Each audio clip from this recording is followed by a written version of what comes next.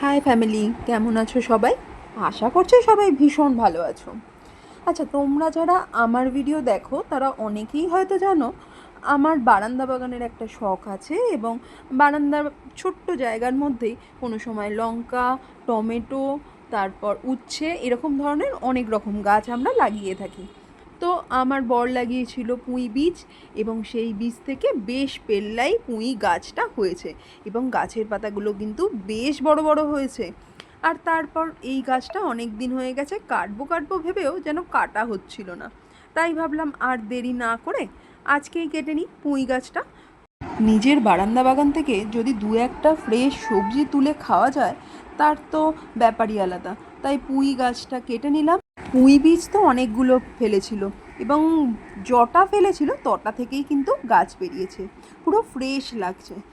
পুঁই শাকটা কেটে নেওয়ার পর বড্ড মন খারাপ লাগছে, কারণ বারান্দাটা যে ফাঁকাই হয়ে গেল। মন খারাপকে দূরে সরিয়ে রেখে পুঁই শাক দিয়ে চচ্চড়ি বানিয়ে নিতেই হলো, কারণ বারান্দা বাগানের পুঁই শাক বলে কথা। যাই হোক, পুঁই শাকের চচ্চড়িটা কিন্তু দুর্দান্ত হয়েছে। চলো, টাটা।